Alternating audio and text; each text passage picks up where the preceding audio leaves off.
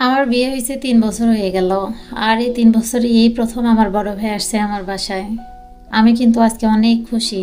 সেই খুশিতে আমি একদম দুপুর থেকে রান্না বান্না শুরু করে দিয়েছি, কারণ ভাই আর ভাবি গাড়িতে উঠছে সকাল 9টায়। তাদের পৌঁছাইতে 3টা সাড়ে 3টা মতো বাজবে। তো আমি একদম 12টা থেকে রান্না বান্না শুরু করে দিয়েছি। অল্প কিছু আইটেমে রান্না করছি, আরো কিছু আইটেম রান্না করতে চাচ্ছিলাম, কিন্তু রান্নার ফাঁকে ফাঁকে আবার আমার ছেলেকেও সামলাইতে হয়। মুগ্ধ কিন্তু অনেক ছোট, ওর বয়স মাত্র 6.5 মাস। ছোট মানুষকে কিন্তু অনেক বেশি টাইম দেওয়া লাগে, ছোট মানুষকে টাইম দেওয়া লাগবে, এটাই স্বাভাবিক। ওরে টাইম দেওয়ার সাথে রান্না বান্না করা, বুঝতেই পারতেছেন একটা মানুষের জন্য কেমন প্যারা হয়ে যায়। তো এই অবস্থা দেখে মুগ্ধর আব্বু বলতেছে, গাড়ি থেকে নেমে তারা কিন্তু এখনই অত খাবার খেতে পারবে না, তুমি এক কাজ করো, অল্প কিছু রান্না করো, আবার পরে রান্না করিও। যা যা রান্না করে খাওয়াইতে মন চায় পরে রান্না করে খাওয়াইও। ওর কথা শুনে আমি অল্প কিছুই রান্না করলাম। রান্না করছিলাম গরুর মাংস, ব্রয়লার মাংস, দেশি মোরগের মাংস। ভাই আসবে বোনের বাসায়, আর মোরগের মাংস খাওয়াবো না তা কি করে হয়? আমাদের গ্রাম বাংলার একটা ঐতিহ্য আছে, ভাই যখন বোনের বাসায় আসবে তখন দৌড়ানি দিয়ে মোরগ ধরে সেই মোরগের মাংস ভাইকে খাওয়ানো। সাথে রান্না করছিলাম বেগুন ভাজা, ইলিশ ভাজা, ডিমের কষা, সালাদ আর লেবু। কোথায় মুগ্ধ? হ্যাঁ, এইটা মুগ্ধ? এটা?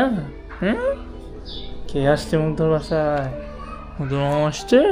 হ্যাঁ, ওই যে দেখো, ওই যে মামা। তাকে দেখা যায়, এটা মামাকে দেখা যায়। আমার বিয়ে হয় 2022 সালের জানুয়ারি মাসের 28 তারিখে। দেখতে দেখতে আমার বিয়ের 3 বছর হয়ে গেছে। আমার বিয়ের কিছুদিন পরেই হাজবেন্ডের চাকরি সূত্রে শহরে চলে আসি। শ্বশুর বাড়িতে থাকার কপাল আর হয় নাই। শ্বশুর বাড়িতে থাকলে হয়তো ভাইয়েরা আসা যাওয়া করতো। দূরে থাকি বলে সময়ের অজুহাত দিয়ে কেউই আসতে চায় না আমাদের বাসায়। এখন পর্যন্ত আমার মা, ছোট ভাই আর বোনটা ছাড়া কেউই আসেনি আমাদের বাসায়। এই প্রথম আমার বড় ভাই আসছে আমার বাসায়। আমার সিজারের সময়ও আমি আমার ছোট ভাই আর মাকে ছাড়া কাউকে পাশে পাই নাই। আমার ছেলে মুগ্ধর জন্ম আর বেড়ে ওঠা কিন্তু শহরেই। আমার ছেলে হওয়ার পর থেকে এখন পর্যন্ত আমার ভাই সামনাসামনি দেখেনি আমার ছেলেকে, তাই দেখতে চলে এসেছে। ভাই কিন্তু একা আসেনি, সাথে ভাবিকেও আনছে। আমাদের দেশের বাড়ি গাইবান্ধা জেলায়, আর আমরা থাকি রাজেন্দ্রপুর। আমাদের দেশের বাড়ি থেকে এখানে আসতে টোটাল 6.5 ঘন্টা মতো লাগে। মানে সকাল 9টায় গাড়িতে চললে একদম বিকাল 3টা সাড়ে 3টার মধ্যে নেমে যায় আর কি। বিশাল একটা জার্নি। তো আমার বড় ভাইয়ের গাড়িতে চড়ার অভ্যাস থাকলেও আমার ভাবির কিন্তু এটাই ফার্স্ট লং জার্নি। এর আগে সে কখনো ঢাকায় আসে নাই, আমার বাসায় প্রথম। তো সে জার্নি করে আস্তে আস্তে একদম তার নাজেহাল অবস্থা, বমি টমি করে অসুস্থ হয়ে গেছে একদম।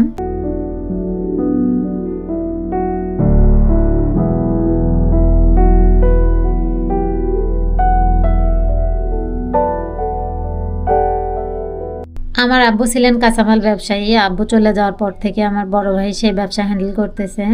বাড়ি থেকে আসার সময় সাথে করে কিছু শুকনা বাজারও আনছে। এখানে তো তেমন কিছুই আনে নাই, কারণ তারা তো আমাকে আর আমার ছেলেকে নিতে আসছে।